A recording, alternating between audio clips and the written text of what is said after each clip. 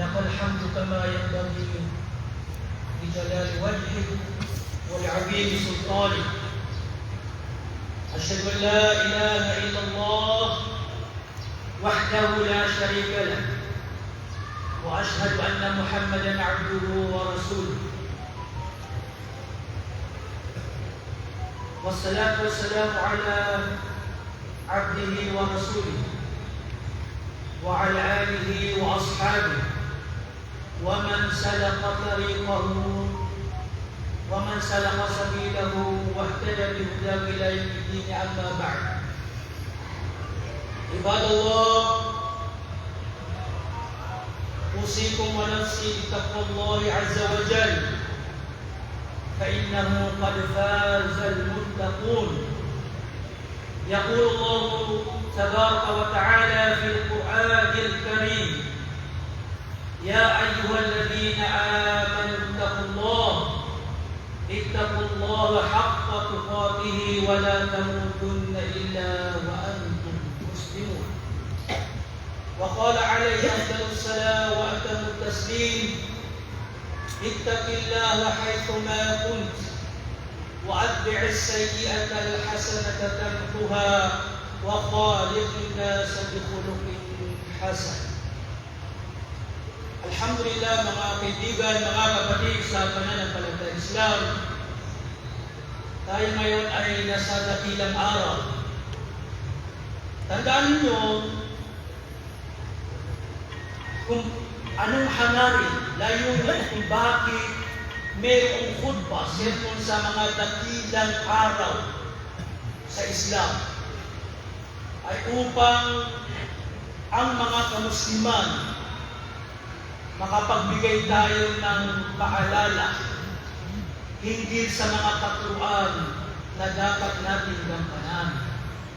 O di kaya makapagbigay tayo ng babala hinggil o laban sa mga bagay na ipinagbawal sa atin ng Allah subhanahu wa ta'ala. Yan ang dahilan kung bakit palagi tayong pinapaalalahanan ng ating mga ulama sa araw ng Jum'ah. Alhamdulillah, mga kaibigan, mga kapatid, ilang araw na lang ang nalalabi ay darating na sa atin ang dakila at pinagpalang buwan at ito ang buwan ng Ramadan. Naway maabutan natin ang buwan ng Ramadan at naway dalangin natin kay Allah subhanahu wa ta'ala ng gabayan, tawfiqan, patnubayan nawa tayo ng Allah na makagawa tayo ng mga iba't ibang uring pagsamba ni kagalulog ni Allah subhanahu wa ta'ala. Amin ya Rabb. Mga kaibigan, mga kapatid sa pananampalataya, kung ating pagnilay-nilayan ang lahat ay naglilihli, naghahangad ng tagumpay. Lahat tayo, bawat isa sa atin, naghahangad ng tagumpay. Walang pag-alinlangan.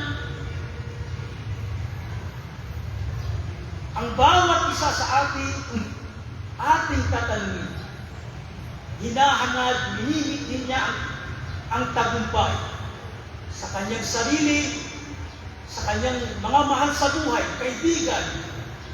Ang tagumpay dito sa mundo, higit lalo sa kabilang buhay. Lahat tayo naghahangad ng tagumpay. Paano nga ba natin makakamtan ang tagumpay na ito? Tagumpay na sa pamamagitan nito ay tayo ay makakapasok sa paraiso ng Allah subhanahu wa ta'ala. At mailalayo natin ang ating mga sarili mula sa pagkabigo. Ito ang tunay na tagumpay na hinahangad ng bawat isa sa atin. Si Allah subhanahu wa ta'ala, ipinahayag niya ang Quran, ang buong Quran, na naglalaman ng mga katuruan na kung ating gagampanan isa sa buhay. At naglalaman din ng mga bagay na pinagbawal ni Allah subhanahu wa ta'ala na kung ating iiwasan, makakamtan natin itong dakilang tagumpay na minimithi, pinapangarap, hinahangad ng bawat isa sa atin. At ito ang makapasok sa paraiso at maligtas niya ang kanyang sarili mula sa naglalagab ng ako. Ito ang tunay na tagumpay na minimithi ng bawat isa sa atin. Sa Quran, ipinahayag niya ang maiksing surah na nagsasalaysay na sino mang taglay niya ang mga katangian na ito ay magkakamtan niya ang tagumpay dito sa mundo, hindi dahil sa kapila. Surah na pinangalan ng Asr. Sinabi ng Allah subhanahu wa ta'ala, wal asr, innal insana lafi khusr, illa alladhina amanu wa 'amilus salihat wa tawasaw bil haqq wa tawasaw bis sabr. Ako ay sinusumpa-itan ni Allah sa oras at panahon. Lahat ng nilalang, lahat ng taong ay nasa pagkalugi, anunan pagkabigo. Pagkaraan, binanggit ng Allah subhanahu wa ta'ala ang mai-accepted, maliligtas sa kabiguan na ito. Illa alladhina amanu, maliban sa yaong mga nanampalataya, sumampalataya, wa amilus salihat, at gumawa sila ng mga magagawang mabubuting gawa,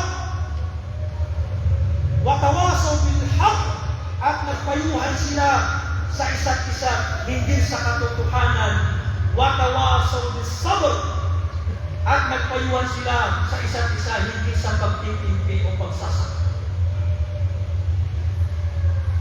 Si Allah subhanahu wa ta'ala sa banal na sa surah na ito, sumumpa si Allah subhanahu wa ta'ala sa nilalang, at si Allah subhanahu wa ta'ala, karapatan niya na siya ay sumumpa kahit sa anong nilalang, dahil siya ang Panginoon. Hindi katulad natin na hindi tayo pwedeng sumumpa maliban kay Allah subhanahu wa ta'ala.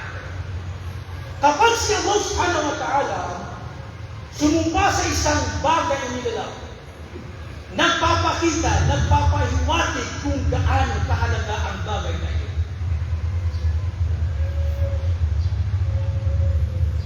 Ako ay sumusumpa-ikan niya sa panahon ng oras na nagpapakita kung gaano kahalaga ang oras o panahon na pinabayaan, hindi binigyan halaga ng karamihan sa akin.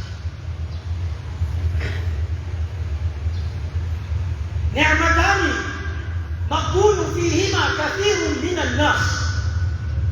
Dalawang biyaya, dalawang bagay, pagpapala na ipinagkaloob niya Allah subhanahu wa ta'ala na kung saan sinayang ng karamihan sa mga tao, hindi nila binigyang halaga. As-siha wal farah, ang kalusugan at pagkabakante ng oras. Ang kalusugan.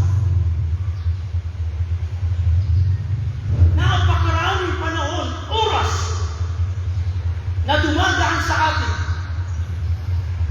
Binigyan tayo ng Allah ng malusog at matiwasay na kalagayan. Subalit, pinabayaan lamang natin, hindi natin ginamit sa ikakalugod ng Allah subhanahu wa ta'ala. Naaalaala lamang natin si Allah kapag tayo ay nagkakasakit. Ito ang suliranin. Ito ang problema sa atin. Kapag tayo ay natiwasay, kapag tayo ay malakas, hindi natin naaalala si Allah. Subalit kapag tayo ay dinapuan ng sakit, nagpa-check up siya, nalaman niya, iyadang bila na meron siyang cancer o meron siyang sakit na nakakamatay, umiiyak siya kay Allah subhanahu wa ta'ala, naalala lamang niya sa Allah subhanahu wa ta'ala. Nagsasabi, Ya Allah, ibalik mo ang ating lakas. Gagawa ako ng iba't ibang uri ng magsamba. Subalit kapag binigay sa kanya ng Allah ang kanyang kahilingan, ganun din. Bumabalik siya sa dati niyang mga gawain hindi magaganda.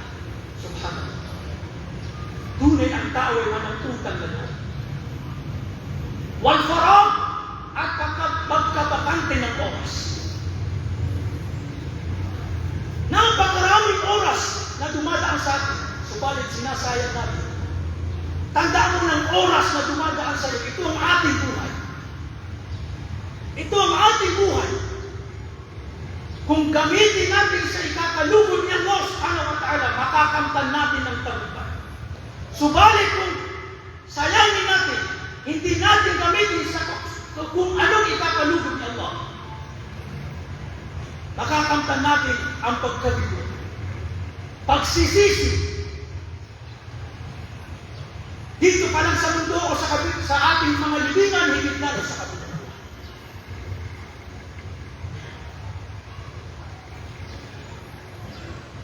Ang mahal na propeta sallallahu alaihi wasallam ay kanyang sinabi, La tazulu qadama 'abdin yawm al-qiyamah hatta yus'ala an 'arba'. Hindi mayahakbang ng alipin ang kanyang paa sa kabilang buhay hanggat hindi may tanong sa kanya ang apat na bagay. Una rito, an umrihi fima afla. Ang kanyang buhay kung saan niya ito ginamit, inuto. Paggising mo sa umaga sa Fajr, ikaw ba ay nakapagsala? Dumating ang buhon, anong ginawa mo? Ginamit mo ba sa ikakalugod ni Allah? Nagsala ka ng buhon, Asr, Maghrib, Isha. Lahat ng ito ay itatanong sa iyo ni Allah subhanahu wa ta'ala. Wallahi lang. Ang iyong buhay kung saan mo ginamit. Innal insana lafi khusr. Tunay na ibig Allah. Lahat ng tao ay nasa kabiguan, nasa pagkalugi, maliban sa kanyang babanggitin. Illal ladina amanu, itong unang katangian. Sila yung mga sumampalataya. Itong iman, mga kaibigan, iman, marahil ang ilan, ay hindi na rin lubos na unawaan. Pasintan. Tabiyan. Dahil, subhanallah, may mga tao na nagsasabing, ang iman ay dito sa puso. Ang mahalaga, mabuti akong tao. Wala akong inaagrabyado, wala akong atraso sa ibang tao, kahit hindi ako nagsasala sa kanyang pag-isip, ako ay isang mananampalataya. Kaya, ito ang sanhi ng kawalan ng pag-unawa sa ating relihiyong Islam.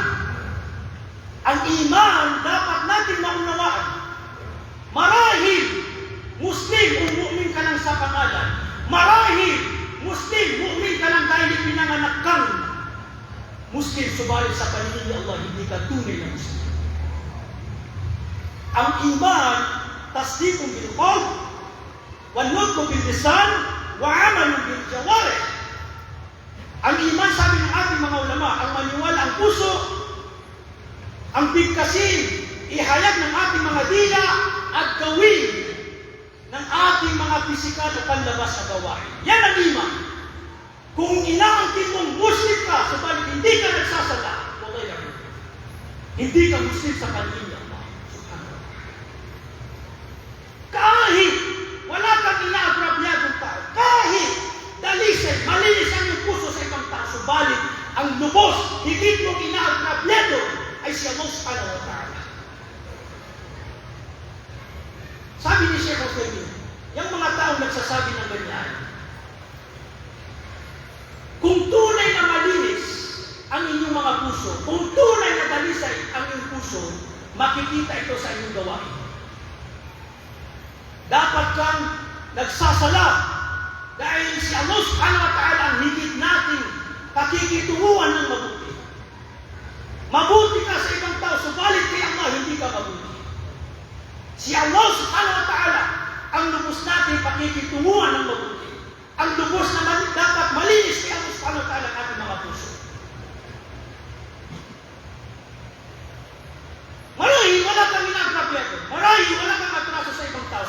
Allah subhanahu wa ta'ala, ang higit mong inaagrabyado, ang higit mong inaagrabyado. Yan ang iman. Dapat nakikita sa ating mga gawa. Lalo na itong pagsasala.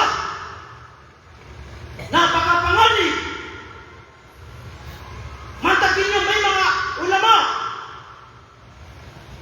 na kanilang hinatulan na sino mang hindi nagsasala ay siya ay nawalan ng pananampalataya. Pagkaraan hindi palilikuan, hindi inilipin sa mga libingan ng mga Muslim. Napakasakit, subalit kailangan natin kuhaan ng akin. Wa'amilu salihat. Ikalawang katangian, sabi ng Allah subhanahu wa ta'ala, gumawa sila ng mga mabubuting gawa. Ang mabuting gawa sa Islam, mga kaibigan, mga kapatid.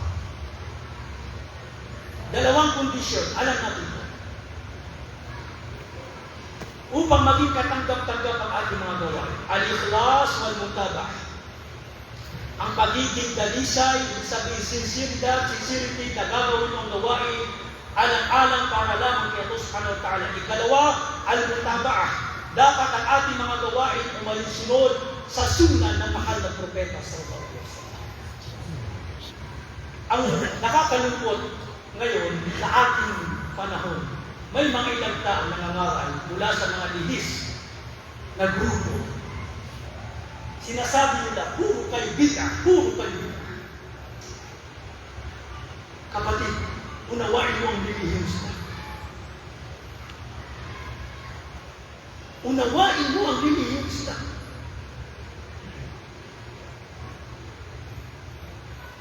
Hindi sukatan ang dami ng mga gawain. Kahit gumawa ka pa ng napakaraming gawain, kahit gaano pa ito ka-ikhlas, kung hindi umalinsunod sa sunnah ng mahal na propeta sallallahu alaihi wasallam, wallahi al-azim, ito ay rejected. Hindi tatanggapin. Ang sukatan kay Allah subhanahu wa ta'ala ay kung paano natin matatamaan ang sunnah, kung paano sumang-ayon, umalinsunod ang ating mga gawain sa mahal na propeta, pamamaraan sunnah ng ating mahal na propeta sallallahu alaihi wasallam. Ang kakaunting gawain na sunnah, sumang-ayon sa sunnah ng mahal na propeta, ay mas mainam kaysa sa napakaraming gawain na ito ay bid'ah, hindi umalinsunod sa sunnah ng ating mahal na propeta sallallahu alaihi wasallam. Inaangkin mong minamahal ka ni Allah dahil nagpapakarami ka ng mga gawain. Subalit ito naman ay bid'ah, wallahi al-azim. Wallahi al-azim. Huwag mong isipin na minamahal ka ni Allah. Anong sinabi niya ba? Kul in kuntum tuhibbuna Allah fattabi'uni. O Muhammad, sabihin mo sa kanila, kung tunay na minamahal mo sa Allah, sundin kanila. Ang sukatan upang makamtan natin ang pagmamahal ni Allah subhanahu wa ta'ala ang pagsunod, mutabaa sa sunnah ng mahal na propeta sallallahu alaihi wasallam. Kailangan natin unawain ang ating relihiyon. Makinig tayo sa ating mga ulama. Pagmamalasakit nila sa atin na kapag sinabi nilang bid'ah ang gawain na ito, na may batayan mula sa Quran, may paliwanag sila mula sa Quran at sunnah, tanggapin natin. Huwag tayo magpanilang sa mga lihis, mga ligaw na grupo na nangangaral ng mga lihis, mga bid'ah gawain. Mula sa mga kilalang grupo, sekta. Anong sinabi ng mahal na propeta sallallahu alaihi wasallam? Man amila amalan laysa alayhi amruna fa huwa rad. Man ahdatha fi amrina hadha ma laysa minhu fa huwa rad. Sino mang gumawa ng gawain na hindi umalinsunod sa aming mga pamamaraan, di ka na mahal na propeta, ito ay mardud, rejected, hindi ka tanggap-tanggap. Kahit gaano pa yung karami, kahit gaano pa yung ka-ikhlas, subalit hindi sumang-ayon sa sunnah ng mahal na propeta sallallahu alaihi wasallam. Nagsasayang ka lamang ng oras. Nagpapagod ka lamang ng oras. At mayroon kang pananagutan sa iyong ginagawang bid'ah. Iyyakum wa muhdatsatil umur. Iwanan nyo. Maging awit kayo, sabi ng mahal na propeta, sa mga pagbabagong katuruan. Kullu bid'atin dalalah. Lahat ng ibinago sa relihiyong Islam ay kaligawan. Lahat ng kaligawan sa impyerno ako itatapon. May ilan din na ito ay napapalahunan na dapat natin binabanggit sa totoo lang. Dahil kung patuloy tayong mananahimik,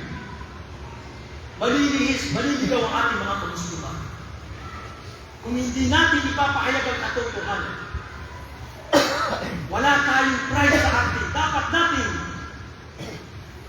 ipagtanggol ang sunnah ng mahal na propeta laban sa mga bid'a, laban sa mga taong nangangaral ng mga bid'ang gawain. Mantakin nyo, may mga nagsasabi, may mabuting bid'a sa Islam, iyagang bid'a. Meron daw mabuting bid'a sa Islam, maniniwala kayo? Meron mabuting bid'a sa Islam? Sinong mas maalam? Ikaw o ang mahal na propeta sallallahu alaihi wasallam? Sinong mas maalam?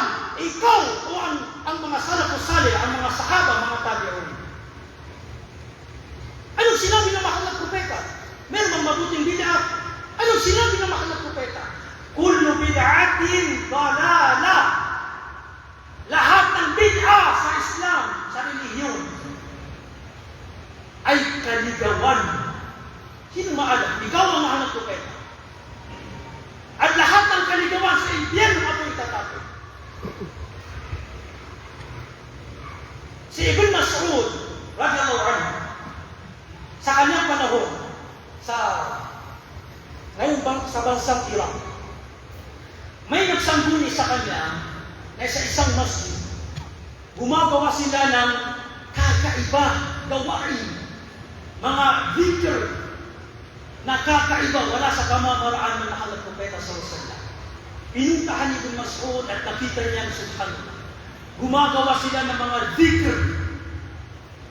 Maraming grupong dhikr na salungat sa mga dhikr o dikasyon ng mahal na propeta sallallahu alaihi wasallam. Nakatulad ngayon, nakikita natin, nasasaksiyan natin sa ibang bansa o di kaya marahil dito sa atin, sa Pilipinas. Wag sana ipagkaloob ni Allah, pangalagaan na wala Allah ang ating mga masjid laban sa mga bid'ang gawain. Nakita ni Ibn Mas'ud, sabi niya, ittabi'u wala tabtadi'u faqad kufitum. O mga tao, kayo, tigilan niyo ito mga dhikr, mga bid'ang gawain na ginagawa niyo sa masjid. Sumunod kayo sa sunnah na mahal na propeta sallallahu alaihi wasallam. Huwag kayong gumawa ng pagbabago. Faqad kufitum, sapat na ang iniwan sa atin ng mahal na propeta. Wa kullu bid'atin dalalah. Pagkala sinabi niya, lahat ng bid'a ay kaligaw. Sino maalam? Kayo? O ang mahal na propeta sallallahu alaihi wasallam at ang kanyang mga sahaba? Sinabi ni Anas, Imam Malik, man ibtada'a fil Islam bid'atan yaraha hasanah faqad za'ama anna Muhammadan khana risalah. Sino daw gumawa ng gawain sa Islam na bid'a at inaangkin niya, pinaniniwalaan niya, kiniklim niya na ito ay mabuting bid'a. Faqad za'ama, tunay na inakusahan niya si Muhammad ang Rasulullah na nagtaksil sa mensahe ni Allah. Ibig sabihin, ang mahal na propeta, pagkaraan niya, kumpleto na ang Islam sa lahat ng aspeto nito. Kapag ikaw ay gumagawa ng bid'a, para mong sinasabi na hindi na kumpleto ng Rasulullah sallallahu alaihi wasallam ng Islam. Yan ang dahilan. Yan ang ibig sabihin ni Imam Malik. Ikaw ang kumpleto sa Islam na kasama mo na diyan syaitan na ang mahal na propeta ay maasum. Hindi niya na kumpleto at ikaw ang kumpleto. Subhanallah. Napakapangalit mga baby. Napakaraming bid'a sa panahon natin ngayon. Mga bid'ang may kaugnayan sa doktrina o mga bid'ang may kaugnayan sa ating mga gawain. Napakarami. Tulad ng pagmamaulid ng Nabi, ito ay bid'a sa Islam.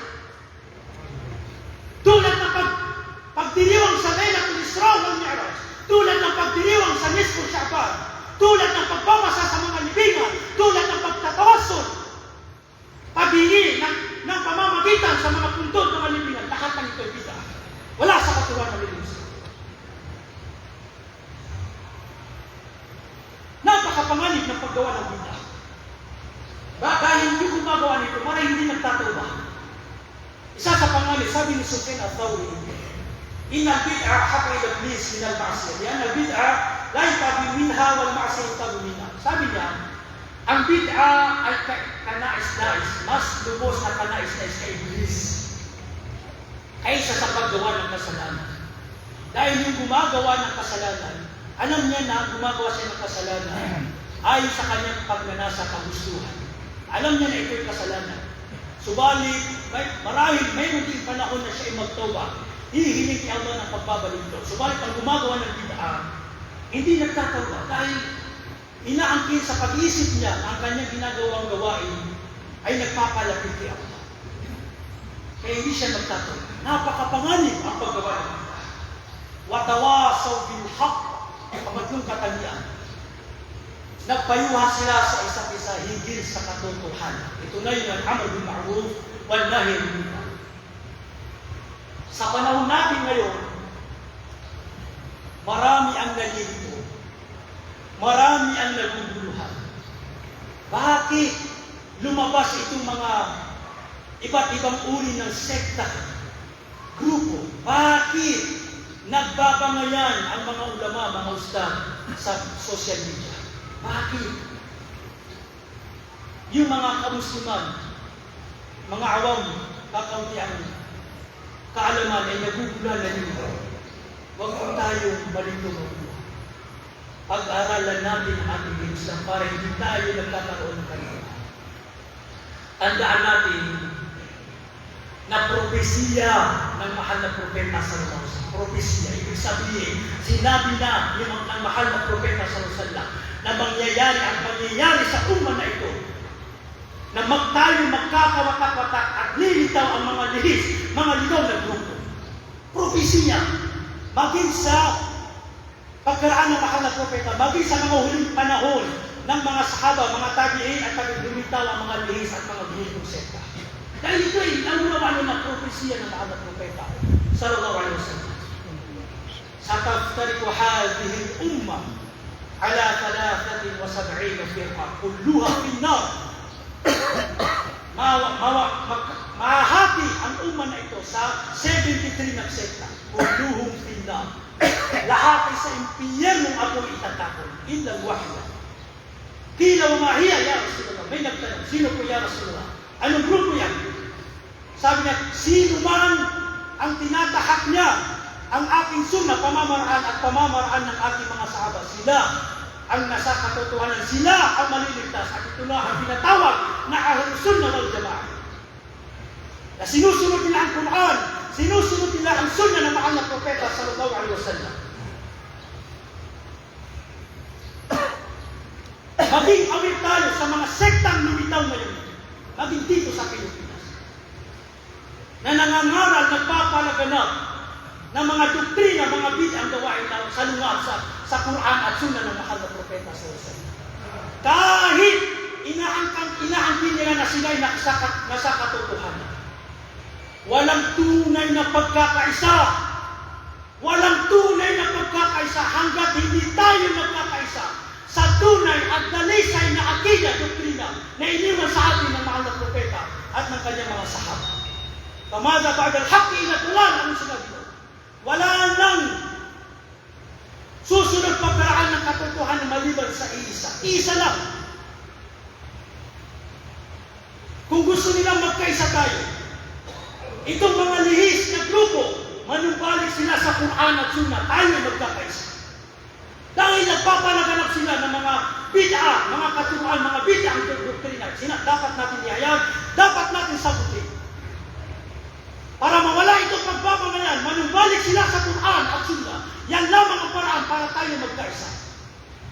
Walang pagkakaisa kundi tayo magkaisa sa akida na iniwan sa atin ng mahal na propeta sallallahu alaihi wasallam. Gabayan nawa tayo ni Allah, patatagin nawa tayo ni Allah subhanahu wa ta'ala sa tunay at dalis sa akida. Barakallahu li wa lakum fil Qur'an al-Karim wa nafa'ani bima الحكيم. أقول ما تسمعون واستغفر الله لي ولكم ولسائر المسلمين من كل ذنب فاستغفروه إنه هو الغفور الرحيم.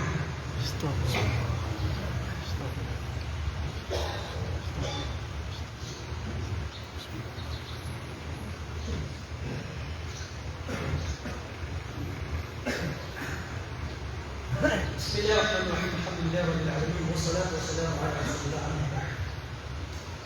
Meron lang akong isang bagay na lilinawin. Dahil meron tayong mga kapatid, Sheikh Guru, bakit ginagamit ng mga tukoy na grupo sekta itong katawagan Wahhabiyya? Ano ba ang katotohanan sa katawagan na ito? Dapat natin linawin at alamin natin ang katotohanan sa katawagan na ito. Pero una, kapag, tandaan nito, kapag may tao, kahit pa ustad, ulama yan, kapag ginagamit na itong katagang Wahhabi, o di kayo dinudugtong na doon sa Salafi Wahhabi, siguraduhin, isa puso't isip nyo, na yung tao na yan, kabilang sa mga list, mga ligaw na grupo, na kinamumuyan niya ang mga ulama ng Saudi at mga ulama na nakakapagtapos sa Saudi. Yan ang isa puso't isip. Ginagamit nila lamang itong Wahhabi para tamfirun nas, upang kamuhian ng mga tao. Propaganda lamang ang paggamit nila sa katawagan na ito. Upang tanggihan, kamuhian ng mga tao ang da'wa, ang paanyaya, katuruan ng mga ulama ng Saudi at mga ulama na nakakapagtapos sa Saudi. Alhamdulillah, dito sa Pilipinas, majority ang Ahlus Sunnah wal Jama'ah wal Salaf. Alhamdulillah. Pangalagaan natin, huwag tayong magpanilang sa mga tao nito. Naisip ko minsan, itong Wahhabi ay isang katawagan lamang. Walang problema kung ano man ang hangarin nila dito. Tinatanggap ba natin o ang katawagan ay hindi? Subalit, katawagan lamang yan. Sa bandang huli, ang hahatulan kung anong doktrina, katuruan na nilalaman ng ano pa ang katawagan. Kaya sinasabi ko sa kanila, kung tinutukoy niyo dyan si Muhammad ibn Abdul Wahhab, magpakita kayo mula sa kanyang mga aklat na katuruan, na ligaw, katuruan, doktrinang katuruan. Ulhatu burhanakum in kuntum salihin. Magpakita kayo. Puro mga chismis ang inyong pinapalagana. Puro paratan na walang katotohanan. Ipakita niyo sa amin na ligaw si Muhammad ibn Abdul Wahhab at ang mga ulamang sumunod sa kanya. Bakit nila kinamumuhian mga kaibigan ng kapatid? Dahil si Muhammad ibn Abdul Wahhab ang siyang naging dahilan ng pagpuksa, pagkawala ng mga shirk, mga bid'ah gawain na umiiral noon sa Najd Hijaz, itong bansang Saudi. Sa ika-12 century ng Hijriya o ika-13 Hijriya, namuhay si Muhammad ibn Abdul Wahhab. Sa bansang Saudi, talamak ang mga shirkiya, talamak ang mga bid'ah. Sa mga punto, makikita nyo may mga struktura, pagdadakila sa mga libingan. Sa awa, habag ni Allah subhanahu wa ta'ala, ginawang kasangkapan ni Allah si Muhammad ibn Abdul Wahhab upang mapuksa, mawala itong mga bid'ah, mga shirk na gawain sa bansang Saudi. Siya ang naging dahilan ng pagkawala. At ang mga ulamang sumunod sa kanya. Ito ang dahilan kung bakit kinamuruyan nila si Muhammad ibn Abdul Wahhab at ang mga ulamang sumunod sa kanya. Dahil siya ang naging dahilan ng pagkawala ng mga gawain ng kanilang mga ninuno na sila yung mga Sufi. Tignan nyo, sa panahon ng Ottoman Empire, may mga, pagin sa Facebook, may mga nakikita tayong larawan. Sa mga libingan na ikumpara nyo ang mga libingan noon at ngayon. Ang Baqi sa Madina, noon at ngayon. Noon, puno-puno ng mga struktura, pagdadakila sa mga libingan, mga shirk, mga bid'ah gawain. Subalit ngayon, makikita nyo, walang sagisag, walang mga sagisag ng shirk, walang mga sagisag ng mga bid'ah mga gawain. Sinisiraan lamang nila ang Saudi dahil may umirang ngayon ng concert o ganyan. Hindi naman sinasalayan ito ng mga ulama. Walang mga sagis at mga ship, mga bida. Taliwas noon. Yan ang dahilan kung bakit nila kinakamuhian, ginagamit nila itong Wahhabi. Upang kamuhian ng mga tao, ang mga ulama ng Saudi at mga ulama natin dito sa Pilipinas na nakakapagtapos sa Saudi na nasa tamang landas Ahlus Sunnah wal Jama'ah. Huwag tayong nalila. Ang gusto lang nila ay akalin tayo mula sa tauhid tungo sa mga bid'ah, tungo sa mga shirk na gawain. Yan ang katotohanan nila. Piliin natin, maging aware tayo, mga kaibigan ng kapatid. Kilalanin natin ang mga ulama na kinukuha natin ng kaalaman. Huwag tayong humiwalay sa Quran at Sunnah ng mahal na propeta sallallahu alaihi wasallam.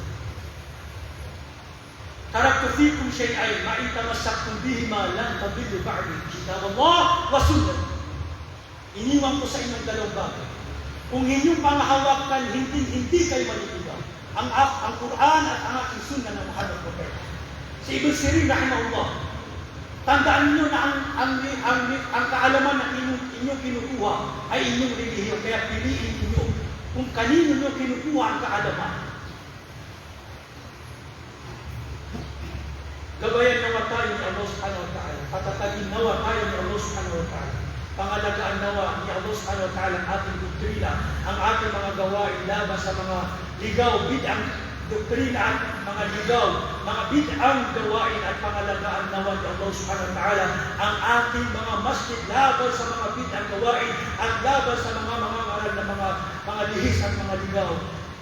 عباد الله إن الله أمركم بأمر قد بدأ فيه بنفسه فقال عز من قائل إن الله وملائكته يصلون على النبي يا أيها الذين آمنوا صلوا عليه وسلموا تسليما اللهم صل وسلم وزد وبارك على رسولك محمد وارض الله عن الخلفاء الأربعة الراشدين أبي بكر وعمر وعثمان وعلي وعن سائر الصحابة والتابعين وعنا مع بعفوك وكرمك وجودك يا أكرم الأكرمين اللهم إنا ظلمنا أنفسنا وإن لم تغفر لنا وترحمنا لنكونن من الخاسرين اللهم اغفر لنا ولوالدينا اللهم اغفر لنا ولوالدينا الأحياء منهم والأموات اللهم اغفر لنا ولوالدينا ولجميع المسلمين والمسلمات الأحياء منهم والأموات ربنا آتنا في الدنيا حسنة وفي الآخرة حسنة وقنا عذاب النار سبحان ربكم رب العزة عما يصفون وسلام على المرسلين والحمد لله رب العالمين.